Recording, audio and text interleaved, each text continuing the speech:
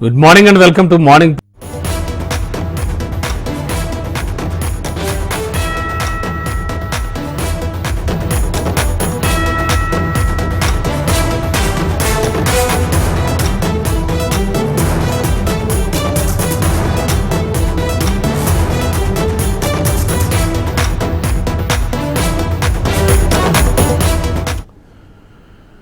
Breaking లో చూస్తున్నాం. విద్యుత్ కమిషన్ పై నేడు తెలంగాణ హైకోర్టులో విచారణ జరగనుంది. విద్యుత్ కొనుగోలులో అక్రమాలు జరిగాయంటూ తెలంగాణ ప్రభుత్వం పవర్ కమిషన్ ఏర్పాటు చేసింది. అయితే కమిషన్ ఏర్పాటు సహజ న్యాయ సూత్రాలకు విరుద్ధంగా ఉందంటూ పిటిషన్ దాఖలు చేశారు మాజీ సీఎం కేసీఆర్. ఈ నేపథ్యంలో ఆయన పిటిషన్ను విచారించనున్నారు high court chief justice Alok Aradhe. విద్యుత్ కొనుగోలు విచారణకు ఏర్పాటు చేసినటువంటి జస్టిస్ నరసింహారెడ్డి కమిషన్ను రద్దు చేయాలని ఆ పిటిషన్లో పేర్కొన్న కేసీఆర్ నిబంధనల మేరకే విద్యుత్ కొనుగోలు జరిగిందని స్పష్టం చేశారు. జస్టిస్ నరసింహారెడ్డి ఏకపక్షంగా వ్యవహరిస్తున్నారని కేసీఆర్ విమర్శించారు. అయితే ఈ కేసులో ప్రతివాదులుగా విద్యుత్ కమిషన్, జస్టిస్ నరసింహారెడ్డి, ఎనర్జీ డిపార్ట్మెంట్ను చేర్చారు.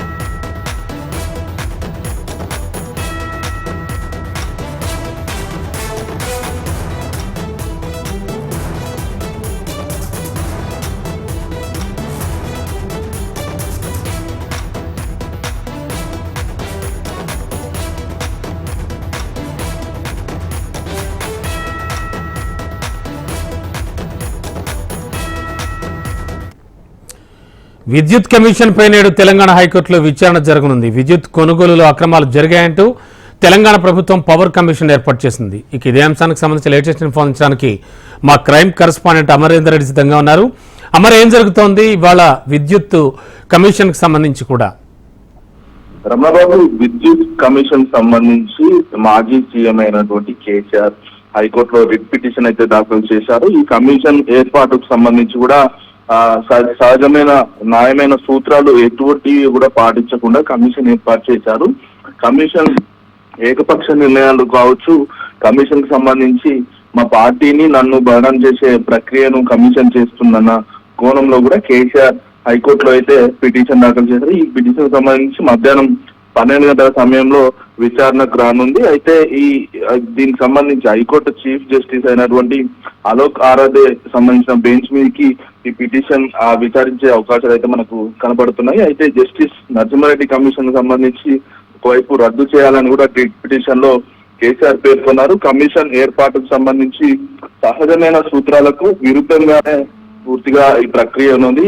నరసింహారెడ్డి కమిషన్ ని వెంటనే రద్దు చేయాలని అయితే ఆ గ్రౌండ్ లో పిటిషన్లు కూడా దాఖలు చేశారు. నిబంధనల మేరకు విద్యుత్ కొనుగోలు జరిగిందని కూడా కేసీఆర్ పిటిషన్ లో కూడా పేర్కొన్నారు. అయితే నరసింహారెడ్డి ప్రెస్ మీట్ పెట్టినప్పుడల్లా ఏకపక్ష నిర్ణయాలతో పాటు వీటన్నిటికి సంబంధించి కేసీఆర్ కి బదనం చేసే ప్రక్రియనే చేస్తున్నారే తప్ప అసలు అంశాన్ని అయితే లేవనెత్తట్లేదు. ప్రతివాదులుగా ఉన్నటువంటి విద్యుత్ కమిషన్ తో పాటు జస్టిస్ నరసింహారెడ్డికి సంబంధించి ఇటు ఎనర్జీ విభాగం వీళ్ళందరికీ నోటీసులు కూడా అందాయి. మరి ఈ విచారణ సందర్భంగా ప్రతివాదులైనటువంటి విద్యుత్ కమిషన్, జస్టిస్ నరసింహారెడ్డి, ఇటు ఎనర్జీ విభాగం సంబంధించిన వాళ్ళంతా కూడా ఇవాళ విచారణకు హాజరయ్యే అవకాశం ఉంది. అయితే ముఖ్యంగా ఏదైతే కేసీఆర్ ని బదనం చేసే ప్రక్రియలోనూ భాగంగానే ఈ నరసింహారెడ్డి కమిషన్ వేశారు. దీనికి సంబంధించి వెంటనే రద్దు చేయాలని అయితే కేసీఆర్ కోరారు. దీనికి సంబంధించి ఇవాళ విచారణ అయితే జరుగుతుంది. విచారణలో కీలకమైన అంశాలను కేసీఆర్ తరఫున న్యాయవాది వాదనలు వినిపించే అవకాశం అయితే కనబడుతుంది. ఇప్పటికే జస్టిస్ నరసింహారెడ్డికి సంబంధించిన కమిషన్ కూడా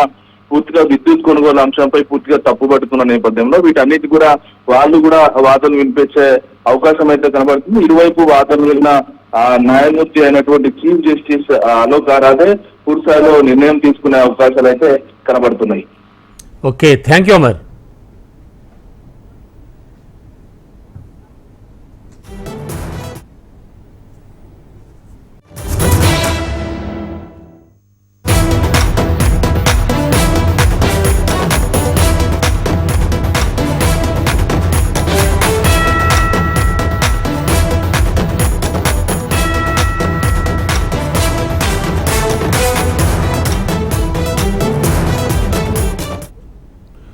బ్రేకింగ్ చూస్తున్నాం. ఈవీఎంల ధ్వంసం, మహిళపై దాడి కేసులో మాచర్ల మాజీ ఎమ్మెల్యే పిన్నెల్లి రామకృష్ణారెడ్డికి రిమాండ్ విధించింది మాచర్ల కోర్టు. 14 రోజుల రిమాండ్ విధించడంతో పిన్నెల్లిని నెల్లూరు జైలుకు తరలించారు. ఎన్నికల సమయంలో అల్లర్ల కేసులో పిన్నెల్లిపై మరో 3 కేసులు నమోదయ్యాయి. సీఏ నారాయణస్వామి, టీడీపీ ఏజెంట్ శేషగిరిరావుపై హత్యాయత్నం కేసులో కోర్టు రిమాండ్ విధించగా ఈవీఎంల ధ్వంసం, మహిళపై దాడి కేసుల్లో పిన్నెల్లికి బెయిల్ మంజూరైంది. పిన్నెల్లితో పాటు ఆయన తమ్ముడు వెంకట్రామరెడ్డిపై కూడా పోలీసులు కేసు నమోదు చేశారు. ఇక ఇదే అంశానికి సంబంధించి లేటెస్ట్ ఇన్ఫర్మేషన్ ఇచ్చడానికి మా కరెస్పాండెంట్ నరసింహరావు సిద్ధంగా ఉన్నారు గుంటూరు నుంచి. నరసింహ, పిన్నెల్లి ఇష్యూలో జరిగింది ఏమిటి అసలు? మాచర్ల వైసీపీ మాజీ ఎమ్మెల్యే పిన్నెల్లి రామకృష్ణారెడ్డిని నిన్న పోలీసులు అదుపులో చేస్తున్నారు. ఇందులో భాగంగా మనం చెప్పుకుంటే కూడా ప్రధానంగా ఏదైతే ఉందో పిన్నెల్లి రామకృష్ణారెడ్డి ఈవీఎం ధ్వంసం కానీ, ఒక మహిళపై దాడి చేయడం కానీ, సిఐ నారాయణ స్వామి కానీ, అంతేకాకుండా టీడీపీ నేతకు చెందినటువంటి శాసగిరిరావు ఎక్కడైతే ఉందో మాచర్ల రూరల్ మండలం పాల్వాయి గేట్ సమీపంలో ఉన్నటువంటి 102వ పోలింగ్ బూత్ లో ఈవీఎం ధ్వంసం కేసులో భాగంగా టీడీపీ నేత అడ్డుకోవడానికి వెళ్లడం జరిగింది. ఆ నేపథ్యంలోనే అతనిపై దాడి చేయడం కానీ, బెదిరించడం కానీ ఇలాంటి ఘటనలు కూడా చోటు చేసుకున్నాయి. సో ఈ నేపథ్యంలోనే పోలీసులు కేసు నమోదు చేయడం కానీ, ఆ తర్వాత ఎవరైతే ఉన్నారో పిన్నెల్లి రామకృష్ణారెడ్డి కోసం పోలీసులు గాలింపు చర్యలు చేపట్టడం కానీ, ఆ తర్వాత 2 రోజుల పాటు ఆయన అపస్కాండ్లోకి వెళ్ళడం, ఆ తర్వాత హైకోర్టుకి వెళ్ళి హైకోర్టును అప్రోచ్ అవ్వడం, హైకోర్టులో ముందస్తు యాంటిసిపేట్ బెయిల్ కూడా తెచ్చుకోవడం జరిగింది. అప్పుడున్న సమయంలో ప్రధానంగా మనం చెప్పుకుంటే కూడా జూన్ 4వ తారీఖు ఎన్నికలు కౌంటింగ్ వస్తున్నాయి, ఎన్నికల ఏజెంట్లు పెట్టుకోవాలని చెప్పేసి కూడా ఆ రోజు కోర్టుకి ఆయన తరఫున వాదనలు లాయర్లు వినిపించడం జరిగింది. ఆ నేపథ్యంలోనే అప్పుడు ఆయనకి చట్టంతో కూడినటువంటి బెయిల్, మధ్యంతరం బెయిల్ గాని ఇవ్వడం జరిగింది ఆ రోజు. అయితే ఆ తర్వాత మరోసారి 2 పర్యాయాలుగా కూడా కోర్టు అతనికి బెయిల్ మంజూరు చేయడం కానీ, ఆ తర్వాత తీర్పు రిజర్వ్ లో పెట్టడం, నిన్న హైకోర్టు అతన్ని అరెస్ట్ చేయాలని చెప్పేసి కూడా అదుపులో తీసుకోవాలని చెప్పేసి కూడా ఆదేశాలు జారీ చేసిన నేపథ్యంలోనే పల్నాడు పోలీసులు అతన్ని అదుపులో తీసుకోవడం జరిగింది. ఆ తర్వాత అతనికి ఎక్కడైతే ఉందో నట్రాపేట ఏరియా ఆసుపత్రిలో వైద్య పరీక్షలు నిర్వహించారు. ఆ తర్వాత మాచర్ల కోర్టుకి అతన్ని అర్ధరాత్రి సమయంలో కూడా ఆయన్ని కోర్టు ముందు హాజరుపరచడం జరిగింది. ఆ తర్వాత కోర్టు కూడా ఎవరైతే ఉన్నారో మాచర్ల పిన్నెల్లి రామకృష్ణారెడ్డి తరపునటువంటి లాయర్లు కూడా బలంగా వాదనలు వినిపించారు. ఆ వాదనలు విన్నా కూడా ఎవరైతే ఉన్నారో ముద్దాయిలు తరపునటువంటి సిఐ నారాయణ స్వామి కానీ, అంతేకాకుండా కూడా టీడీపీకి చెందినటువంటి శేషగిరిరావు కానీ, అంతేకాకుండా ఒక మహిళపై దాడి చేసిన ఘటన కానీ, బెదిరించినటువంటి ఘటనలో నేపథ్యంలోనే ఆయనకి రిమాండ్ ఇచ్చింది కోర్టు. ఈ నేపథ్యంలోనే మాచర్ల నుంచి బై రోడ్డు నెల్లూరు జైలుకి కూడా పిన్నెల్లి రామకృష్ణారెడ్డిని తరలించడం జరిగింది. అంతేకాకుండా కూడా మరికొన్ని కేసులు ఉన్నాయి, ఏవైతే ఉన్నాయో కొన్ని కేసులు కొన్ని ఉన్నాయి, వాటిల్లో మాత్రం అతనికి కోర్టు బెయిల్ మంజూరు చేసింది. కొన్ని కేసుల్లో మాత్రమే అతనికి జడ్జిమెంట్ ఇచ్చినట్టు కూడా మనం చెప్పుకోవచ్చు. అయితే ప్రధానంగా మనం చూసుకుంటే కూడా ఇప్పటికే ఈ మాచర్ల ఎన్నికల అల్లర్ల ఘటనలో భాగంగా ఇటు మాచర్ల పిన్నెల్లి రామకృష్ణారెడ్డి కానీ, ఆయన సోదరుడు వెంకట్రామరెడ్డిపై కానీ కేసులు నమోదు చేశారు పల్నాడు పోలీసులు. అంతేకాకుండా కూడా మరికొంతమంది వైసీపీ కార్యకర్తలు కానీ, నేతలపై కూడా కేసులు నమోదు చేశారు. సో ఈ నేపథ్యంలోనే ఆ రోజు ఎప్పుడైతే ఉన్నారో పిన్నెల్లిపై కేసులు నమోదు చేశారు. పోలింగ్ మరుసటి రోజు కారంపూడిలో అరాచకం సృష్టించడం కానీ, అడ్డుకోపోయిన సీఐపై దాడి చేయడం కానీ, ఆయన తమ్ముడు కానీ, అలా అనుచరులు కానీ కేసు పెట్టారు. వాటిలో పిన్నెల్లి రామకృష్ణారెడ్డి ఆ కేసులో ప్రధాన నిందితుడిగా ఉన్నారు. మరోవైపు ఏపీలో అప్పుడు హైకోర్టు మధ్యంతరం బెయిల్ ఇవ్వటం కానీ, ఇదంతా కూడా మనం చూసాం. నిన్న కూడా అర్ధరాత్రి సమయంలో కూడా ఆయనకి వైద్య పరీక్షలు నిర్వహించడం, ఆ తర్వాత తీసుకెళ్లడం కూడా చూసాము. సో మొత్తంగా మనం చూస్తే మాత్రం మాచర్ల అల్లర్లో కానీ, ఇటు ఈవీఎం ధ్వంసంలో కేసులో మాత్రం, మహిళా బెదిరింపుల్లో కేసు మాత్రం ఇతనికి రిమాండ్ ఇచ్చినట్టు కూడా మనం చెప్పుకోవచ్చు. 14 రోజుల పాటు మాచర్ల మాజీ ఎమ్మెల్యే పిన్నెల్లి రామకృష్ణారెడ్డికి రిమాండ్ ఇచ్చింది. Okay, thank you Narasimha.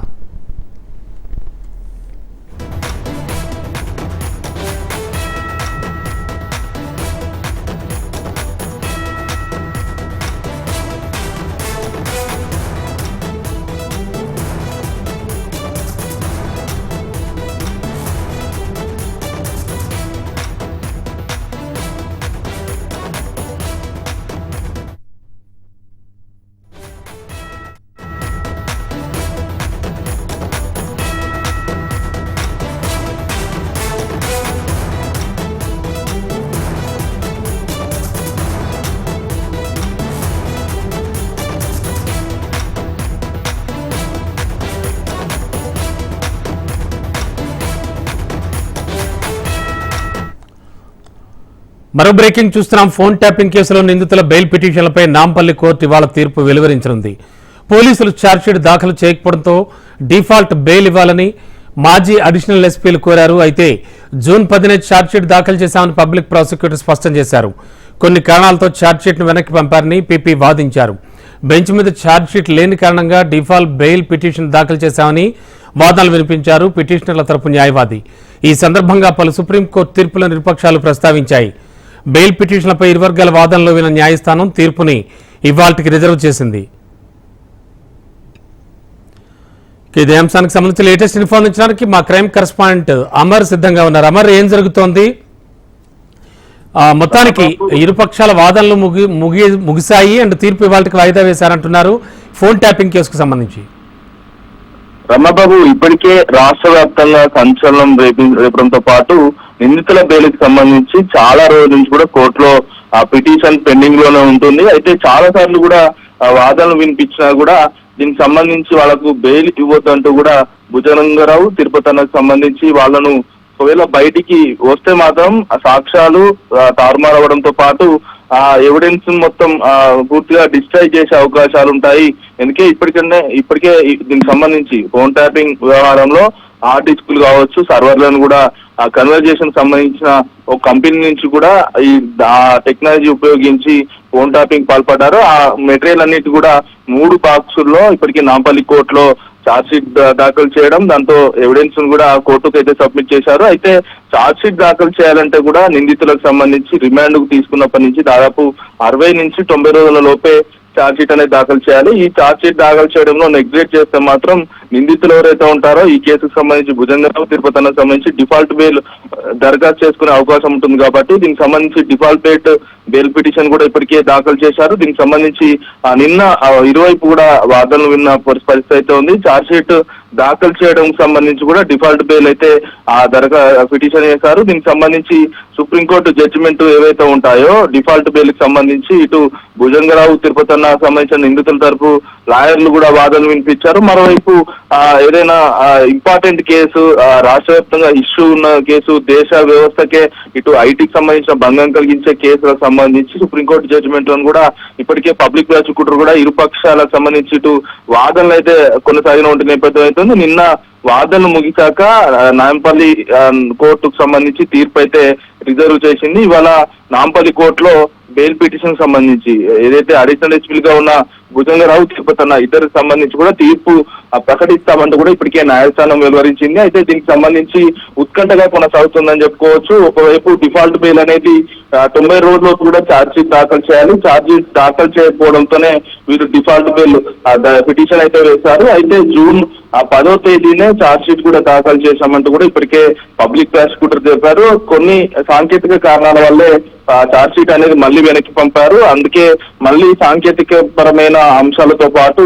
కొంత ప్రైమరీ ఎవిడెన్స్ కూడా దానికి క్రోడీకరించి మళ్ళీ ఛార్జ్షీట్ కూడా వేశామంటూ కూడా ఇప్పటికే పబ్లిక్ ప్రాసిక్యూటర్. అయితే ఇరు వాదనలు మొత్తంగా విన్న న్యాయమూర్తి మాత్రం ఇవాళ మధ్యాహ్నం 12 గంటల సమయంలో నాంపల్లి కోర్టులో తీర్పు అయితే వెలువరించనుంది.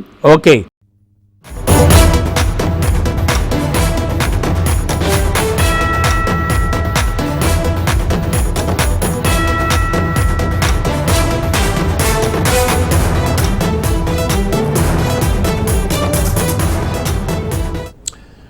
బ్రేకింగ్ లో చూస్తున్నాం. బీజేపీ సీనియర్ నేత మాజీ ఉప ప్రధాని ఎల్కే అద్వానీ అస్వస్థతకు గురయ్యారు.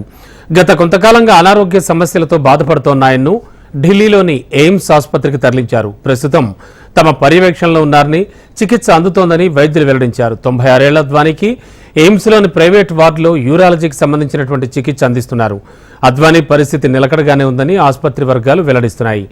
విషయం తెలుసుకున్న బీజేపీ నాయకులంతా అద్వానీని పరామర్శించారు. ఇక ఇదే అంశానికి సంబంధించి లేటెస్ట్ ఇన్ఫర్మేషన్ మా కరెస్పాండెంట్ శిరీష్ ఢిల్లీ నుంచి సిద్ధంగా ఉన్నారు. శిరీష్, అద్వానీ ఆరోగ్య పరిస్థితి ఎలా ఉందంటున్నారు? ఎవరెవరు ఆసుపత్రికి వచ్చి ఆయన పరామర్శించారు? రమణ, హాస్పిటల్కి అయితే ఎవరిని వెళ్ళనియటం లేదు. కేవలం ఆయన ఆరోగ్య పరిస్థితి గురించి వైద్యులను ఎయిమ్స్ డైరెక్టర్ని అడిగి తెలుసుకుంటున్నారు. ప్రధాని నరేంద్ర మోడీ కూడా ఎయిమ్స్ డైరెక్టర్ని అడిగి ఆయన ఆరోగ్య పరిస్థితి గురించి వాదనలు. నిన్న రాత్రి అద్వానీకి యూరాలజీకి సంబంధించిన సమస్యలు ఏంటి కూడా ఏర్పడడంతో ఆయన ఎయిమ్స్ లోని ప్రైవేట్ వార్డుకి తరలించి అక్కడ చికిత్స అందిస్తున్నారు. ఎయిమ్స్ లో దేశంలోనే అత్యుత్తమ వైద్యులు ఉంటారు కాబట్టి వారి యొక్క పర్యవేక్షణలో చికిత్సలు కూడా అందిస్తున్నారు. ప్రస్తుతానికి అయితే ఆందోళన చెందాల్సిన అవసరం ఏమీ కూడా లేదు. యూరాలజీకి సంబంధించి కొన్ని సమస్యలు కూడా ఏర్పడడంతో ఆయనకు చికిత్స అనేది కూడా అందిస్తున్నట్టుగా చెప్పారు. ప్రస్తుతానికి అయితే అద్వానికి సంబంధించిన ఆరోగ్యం అనేది నిలకడగానే ఉంది. అభిమానులు కానీ, కార్యకర్తలు కానీ, పార్టీ నేతలు కానీ ఎవరు కూడా ఆందోళన చెందాల్సిన అవసరం లేదు. హాస్పిటల్స్ కి రావద్దు, ఎవరిని కూడా అలౌ చేయడం లేదని చెప్పేసి కూడా బీజేపీ వర్గాలు కూడా ఇంటర్నల్ గా కూడా జారీ చేయడం కూడా జరిగింది.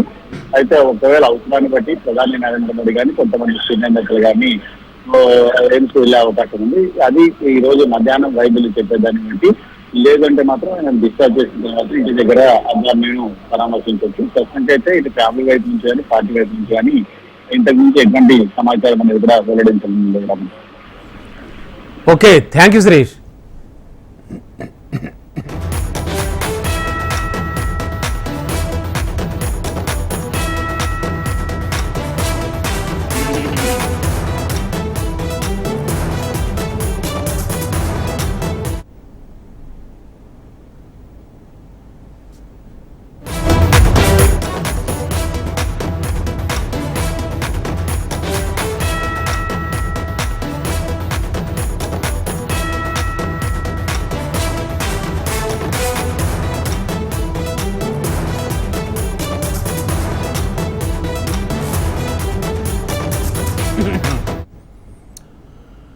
మరో బ్రేకింగ్ చూస్తున్నాం. ప్రకాశం జిల్లా దేవనగరంలో అక్కడ ఓ చిరుతపులి గుంతలో పడిపోయింది. పాత పేపర్ మిల్ సమీపంలోని ఓ గుంతలో చిరుత పడిపోవడం స్థానికులు గుర్తించారు. దీంతో వెంటనే ఫారెస్ట్ అధికారులకు సమాచారం ఇవ్వడంతో అక్కడికి చేరుకుని ఆ గుంతపై వలవేశారు సిబ్బంది. ఇక అందులోంచి చిరుత బయటికి రాకుండా బంధించడానికి ఫారెస్ట్ అధికారులు ప్రయత్నాలు చేస్తున్నారు. తిరుపతి, మార్కాపురం నుంచి ప్రత్యేక టీంలను కూడా రప్పిస్తున్నారు అధికారులు. ఇదే అంశానికి సంబంధించి లేటెస్ట్ ఇన్ఫో అందించడానికి మా కోఆర్డినేటర్ రాజేష్ సిద్ధంగా ఉన్నారు. రాజేష్, చిరుతని బంధించారంటున్నారు. ఈ చిరుత ఎన్ని రోజుల నుంచి అక్కడ తిరుగుతోందని చెప్తున్నారు ఫారెస్ట్ అధికారులు?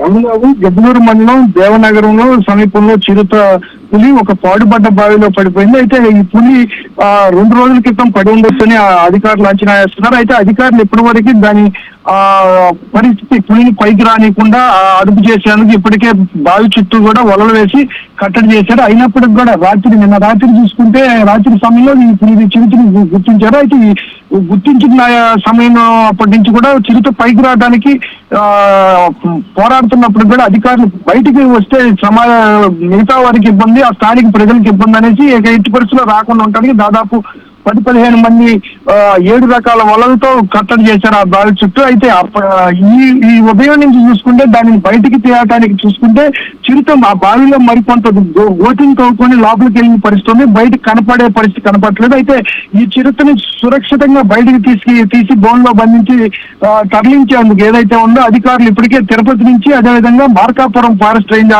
అధికారులు ఇప్పటికే సంఘటనా స్థలానికి చేరుకున్నారు. ఏదైనా చిరుత చూస్తే ఇప్పటి వరకు బావిలో నుంచి వేరే గొంతులోకి వెళ్ళింది. ఆ గొంతులో నుంచి బయటికి తీయటం ఎలా అనే ఆలోచనలో ఫారెస్ట్ అధికారులు వ్యూహం పొందుతున్నారు. తమ్ముడు. Okay, thank you Rajesh.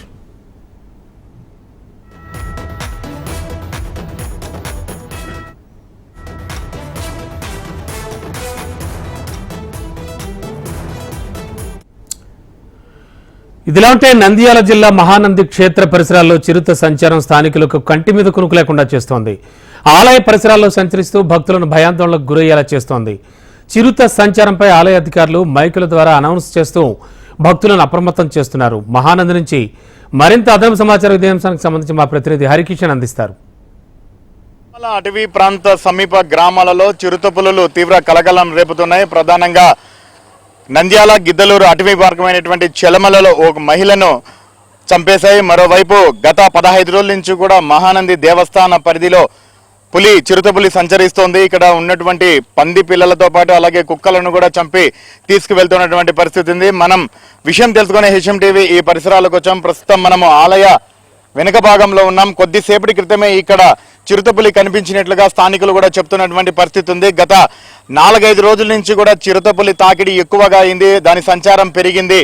తీవ్ర భయాందోళన కూడా వ్యక్తం చేస్తున్నటువంటి పరిస్థితి స్థానికులది ఉంది. మరోవైపు దేవస్థానం అధికారులు సైతం కూడా మైకుల ద్వారా కూడా అనౌన్స్ చేస్తున్నారు. గ్రామస్తులతో పాటు వచ్చేటటువంటి యాత్రికులందరినీ కూడా పూర్తిగా అప్రమత్తంగా ఉండాలని చెప్పేసి కూడా సూచిస్తున్నటువంటి పరిస్థితి కూడా లేకపోలేదు.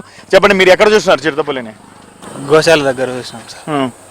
ఏం చేస్తారు అక్కడ మీరు? గోశాలలో పనిచేస్తాం సార్. ఉమ్. ఎట్లా వచ్చింది? ఆ చెట్లలో ఉన్నది సార్, ఆవుల కోసం పోయినారా, ఆవులు దొలకరానికి. ఉమ్. ఆడ 3 ఆవుల మధ్యలో పులి కూడా ఉన్నది సార్. చూసి మా వాళ్ళు చూసి గట్టిగా కేకలేసేలోపు అది చెట్లలోకి పోయింది సార్. ఎన్ని రోజుల నుంచి వస్తుంది? 15 రోజులు 20 రోజుల నుంచి వస్తుందంటారు. నిన్న నైట్ గోశాల దగ్గర కూడా సీసీ ఫుటేజ్లలో కూడా చూడడం జరిగింది. ఆలయ అర్చకులు కూడా ఉన్నారు. మీరు చెప్పండి స్వామి, అంటే చిరుతపులికి సంబంధించి సమాచారం ఏం చెప్తున్నారు? 9:30-10 మధ్యలో గుడి బంద్ చేసుకుని బయటకు వస్తుంటాము. వచ్చేటప్పుడు ఇక్కడ మాత్రం దేవస్థానం పరిధిలో కుక్కలు చాలా వరకు మురుగుతూనే ఉన్నాయి. అన్నదాన సత్రం పరిధిలోను మైకులు అనౌన్స్మెంట్ క్షణము అప్రమత్తం అయితే చేస్తూనే ఉన్నాం. అటవీ శాఖ అధికారులకు ఏమైనా చెప్పారా? వాళ్ళు రావడం కానీ చూడడం కానీ ఏమైనా చేశారా? అది పై అధికారులు ఇన్ఫర్మేషన్ అయితే ఇచ్చారన్నారు. వాళ్ళు మార్నింగ్ అయితే వచ్చి పోయినారన్నారు. మన తర్వాత ఎటువంటి బోనులు కానీ అవి ఎటువంటి ఏర్పాటు చేయలేదు. మీకు ఏం విషయం తెలుసు? పులులకు సంబంధించి గతంలో ఎలుగుబంటి కూడా వచ్చింది, ఇప్పుడు చిరుతపులు కూడా సంచరిస్తుంది. అధికారులు కానీ లేదా దేవస్థానం అధికారులు కానీ అటవీ అధికారులు కానీ ఏం చెప్తున్నారు? ఇక్కడ ఎవరికైనా ప్రజలు తిరుగుతుంటారు, దేవస్థానానికి వచ్చిన వాళ్ళకి ఏమైనా అపారం జరిగిందనుకో అంతకు ముందే మనం జాగ్రత్త పడి ఫారెస్ట్ ఆఫీసర్లకు కొద్దిగా ఇన్ఫర్మేషన్ ఇచ్చి దాన్ని ఏదైనా కట్టుబడేసి పంపించే బాగుంటుందని మా అభిప్రాయం. ఎంతమంది పని చేస్తున్నారమ్మా? చెత్త మీరు ఎక్కడ వేస్తారు? గుళ్ళో 15 మంది పని చేస్తాం. 15 మంది ఇక్కడనే గుడి వెనకాలనే కసిపోయాలి మేము. పగులు కానీ సాయంత్రం 6 గంటలప్పుడు కానీ అదే చిరుత తిరుగుతుందని 15 రోజుల నుంచి చెప్తున్నారు. భయంగా వచ్చి పోసిపోతున్నాం కసు. ఏం చేస్తాం? దేవస్థానం వాళ్ళకి కూడా చెప్పినాం ఇట్లా పని మేము మాకు పక్కకే అని. ఇప్పుడు ఏమైనా కనిపించిందమ్మా? ఇప్పుడు ఇందాకనే సార్ ఒక 10 నిమిషాల కిందట ఆ నుంచి ఆడికి వచ్చినాము, అది ఎత్తుకొని వచ్చినాము. ఆ నుంచి వచ్చింది సార్. ఇట్లా అట్లా పోతుంది. కుక్కలు ఎమ్మడ చూసినాయి. అప్పటికి పోయి సార్ వాళ్ళకి కూడా సార్ ఇట్లా కుక్కలు మరుగుతున్నాయి సార్ అంటే వచ్చినారు. సార్ వాళ్ళు కూడా బయటకు వచ్చేసినారు సార్. థ్యాంక్ యూ అమ్మా. మొత్తానికి మాత్రము ఆలయంలో పనిచేస్తున్న సిబ్బంది కూడా తీవ్ర భయాందోళన వ్యక్తం చేస్తున్నటువంటి పరిస్థితి కూడా లేకపోలేదు. అయితే పులి సంచారం విషయం తెలుసుకొని కవరేజ్ నిమిత్తం వచ్చినటువంటి HMTVకి కొద్దిసేపటి క్రితమే పులి సంచరిస్తోంది, ఇక్కడ కనిపిస్తోంది అని చెప్పేసి స్థానికులు సమాచారం అందివ్వడంతో మేము కూడా చూద్దామని చెప్పేసి ఇక్కడికి రావడం జరిగింది. అయితే ప్రధానంగా మనం చూస్తున్నటువంటి ఈ ప్రాంతంలోనే ఒక 10 నిమిషాల క్రితం వరకు కూడా పులి ఉండింది. ఆ తర్వాత ఇక్కడి నుంచి కూడా లోపలికి వెళ్ళిపోయిందని చెప్పేసి కూడా స్థానికులు చెప్తున్నారు. అయితే ఇక్కడ ఉన్నంతసేపు కూడా చాలా దుర్గంధభరితమైనటువంటి వాసన వస్తుందంటే బహుశా ఏదైనా జంతువును చంపి ఆడ పెట్టుకొని ఉండవచ్చు, దాన్ని తింటున్నప్పుడు ఈ వాసన వచ్చి ఉండొచ్చు అని చెప్పేసి కూడా స్థానికులు చెప్తున్నటువంటి పరిస్థితి లేకపోలేదు. మరోపక్క ఇటు పులి ఇక్కడి నుంచి వెళ్ళినటువంటి మార్క్స్ కూడా ఉన్నాయని చెప్పేసి చెప్తున్నారు. Pug marks. జంతువుల వరకు చంపి తీసుకువెళ్తే పర్వాలేదు, ఒకవేళ అవి ఒంటరిగా ఉన్నటువంటి మహిళలు కానీ లేదా చిన్నపిల్లల మీద దాడులు చేస్తే తమ పరిస్థితి ఏంటి అని చెప్పేసి కూడా ప్రశ్నిస్తున్న వారికి సమాధానం చెప్పేవారు లేరు. ఇప్పటికైనా అటవీ అధికారులు వెంటనే స్పందించి అనర్థాలు జరగకుండా జాగ్రత్తలు తీసుకోవాలని కోరుతున్నారు. మరోవైపు నిరంతరం కూడా దేవస్థానం అధికారులు పూర్తిగా మైకులలో అనౌన్స్ చేస్తున్నటువంటి పరిస్థితి. ఎందుకంటే వచ్చేటటువంటి యాత్రికులకు అలాగే స్థానికులకు అప్రమత్తంగా ఉండాలని చెప్పేసి అనౌన్స్ చేస్తున్నటువంటి పరిస్థితి తాజాగా ఉంది. కెమెరామెన్ రామ్మోహన్ పవన్లతో హరికిషన్, HMTV, మహానంది, నంద్యాల జిల్లా. ఐసీసీ టోర్నీలో తొలిసారిగా దక్షిణాఫ్రికా ఫైనల్కు చేరుకుంది. చారిత్రక రీతిలో T20 వరల్డ్ కప్ 2024లో సెమీఫైనల్కు చేరిన ఆఫ్ఘనిస్తాన్ను సఫారీలు మట్టికరిపించారు. దక్షిణాఫ్రికా బౌలర్ల ధాటికి వార్ వన్ సైడ్ అన్నట్టుగా సాగింది. ఆఫ్ఘనిస్తాన్ బ్యాటర్లు దారుణంగా విఫలమయ్యారు. టాస్ గెలిచి బ్యాటింగ్ చేసిన ఆఫ్ఘనిస్తాన్ 11.5 ఓవర్లలో 56 పరుగులకే చాప చుట్టేశారు. కీలక మ్యాచ్లో దక్షిణాఫ్రికా పేసర్లు చెలరేగారు. పేసర్ మార్కో యునెన్స్ అలాగే స్పిన్నర్ షంషీ చెరో 3 వికెట్లు తీయగా పేసర్లు కగిపో రబడా, ఎన్రిచ్ నోర్టే చెరో 2 వికెట్లు పడగొట్టారు.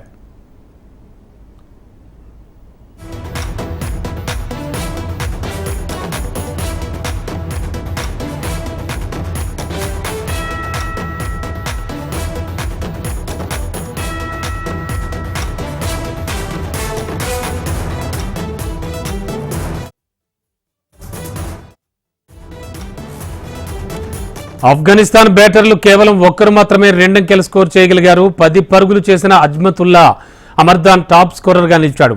స్వల్ప లక్ష్యాన్ని ఛేదించేందుకు బరిలోకి దిగిన సౌత్ ఆఫ్రికా 8.5 ఓవర్లలో ఆడుతూ పాడుతూ సునాయాస విజయాన్ని పొందింది. తొలిసారిగా T20 వరల్డ్ కప్ ఫైనల్కు సౌత్ ఆఫ్రికా అడుగుపెట్టింది.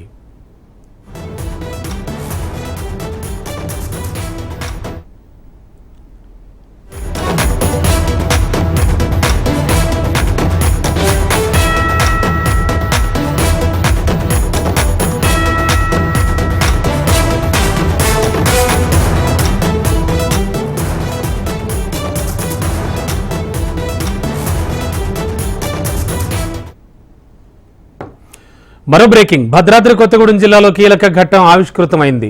సీతారామ ప్రాజెక్టు ట్రయల్ రన్ చేపట్టారు. అర్ధరాత్రి 12 గంటలకు అశ్వాపురం మండలం బీజీ కొత్తూరు వద్ద ఇరిగేషన్ అధికారులు మొదటి లిఫ్ట్ ట్రయల్ రన్ చేశారు. ట్రయల్ రన్ పంప్ హౌస్ ను మంత్రి తుమ్మల నాగేశ్వరరావు పరిశీలించారు. సీతారామ ప్రాజెక్టు ద్వారా ఉమ్మడి ఖమ్మం జిల్లా గోదావరి జలాలతో సస్యశ్యామలం కానుంది. ఈ వానాకాలంలోనే వైరా లింక్ కెనాల్ ద్వారా గోదావరి జలాలు వైరా రిజర్వాయర్కు పారేలా యుద్ధ ప్రాతిపదికన పనులు సాగుతున్నాయి.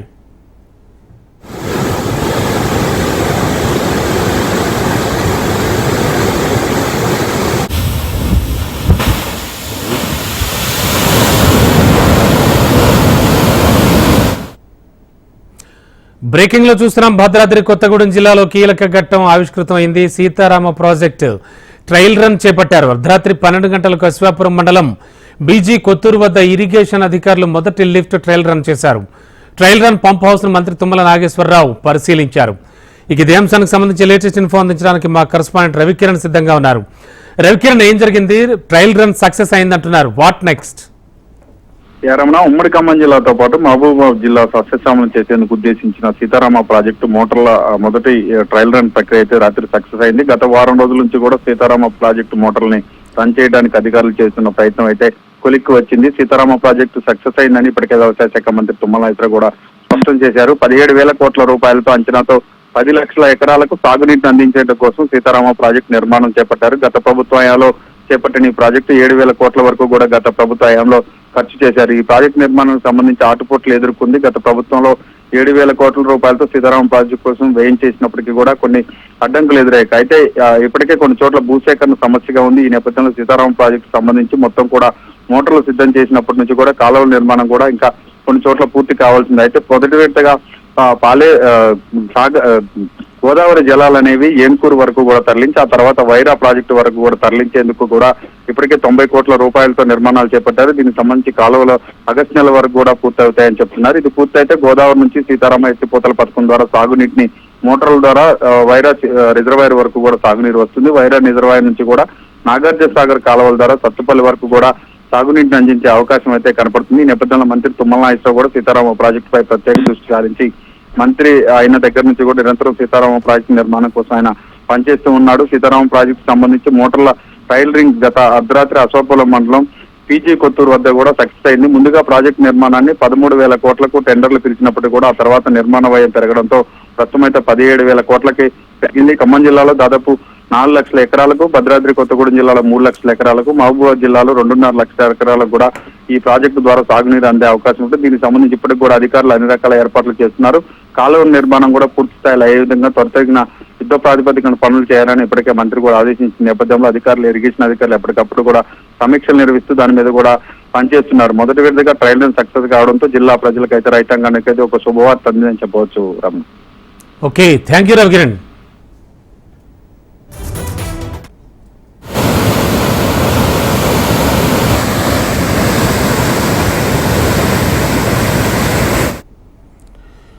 కొత్తగూడెంలో తాగునీటి సమస్య శాశ్వతంగా పరిష్కారం కానుంది. కిన్నెరసాని నుండి కొత్తగూడెం మున్సిపాలిటీ పరిధితో పాటు ఇతర ప్రాంతాలకు 150 కిలోమీటర్ల మేర నూతన పైప్ లైన్ల ఏర్పాటుకు మార్గం సుగమమైంది. ఇందుకోసం అమృత్ 2.0 పథకం కింద కేంద్రం 60% నిధులు, 30% రాష్ట్ర ప్రభుత్వం నిధులతో పాటు 10% మున్సిపల్ నిధులు వెచ్చించింది. ఇల్లెందు క్రాస్ రోడ్ దగ్గర 2.65 లక్షల లీటర్ల నీటిని ప్రతిరోజు శుద్ధి చేసే కేంద్రం ఏర్పాటు కానుంది. శుద్ధి చేసిన నీటిని హై లెవెల్ ట్యాంకులకు సరఫరా చేసి అక్కడి నుంచి ఇంటింటికి మంచినీటిని సరఫరా చేయనున్నారు.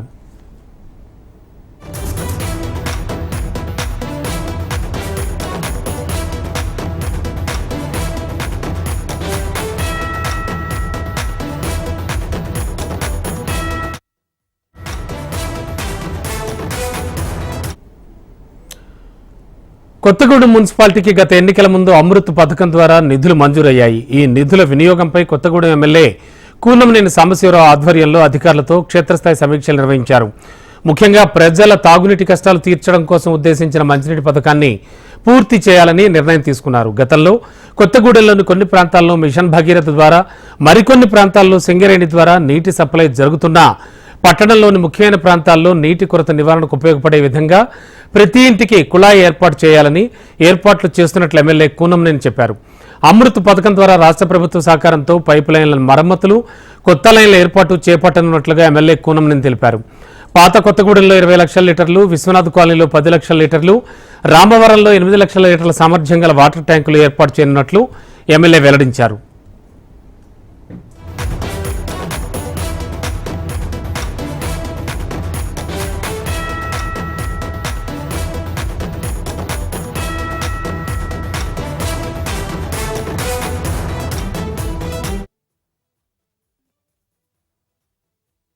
మంచినీటి పథకం 124,45,00,000తో 124.48 తో ఒక పెద్ద స్కీమ్ మనకి కొత్తగూడెం మున్సిపాలిటీకి మంజూరు అవడం జరిగింది. ఇది సెంట్రల్ కంట్రిబ్యూషన్ ఉంటుంది, స్టేట్ ఉంటుంది, కొంత మందు కూడా ఉంటుంది. సెంట్రల్ 60%, స్టేట్ది పూర్తిగా తెలియదు కానీ 30 అంతా ఉంటుంది. మంది 10% ఉంటుంది మున్సిపాలిటీ. దీని కింద 26.50 MLD ఫిల్టర్ పెట్టి ఒకటి ఎల్ఎండ్ క్రాస్ రోడ్ దగ్గర నిర్మించడం జరుగుతుంది. అదేవిధంగా 2,65,00,000 లీటర్లు రోజుకి దీని ద్వారా, ఈ ఫిల్టర్ బెడ్ ద్వారా శుద్ధి చేయబడుతుంది.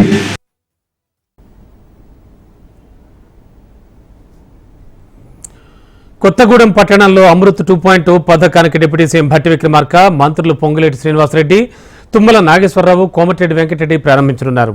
శాశ్వత తాగునీటి పథకానికి శ్రీకారం చుట్టడంతో పాటు గోదావరి వరదలపై కలెక్టరేట్ సంబంధిత శాఖల అధికారులతో మంత్రులు సమీక్ష జరుపుతారు.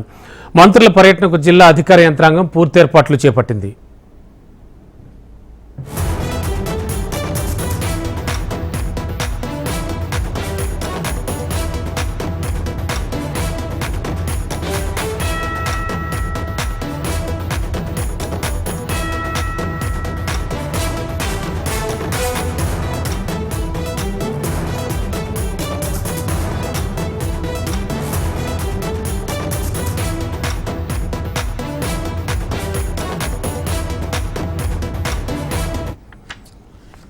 ఇవి బులెటిన్ విశేషాలు చూస్తూనే ఉండండి. హెచ్ఎం టీవీ వార్త ఆగదు, నిజం దాగదు.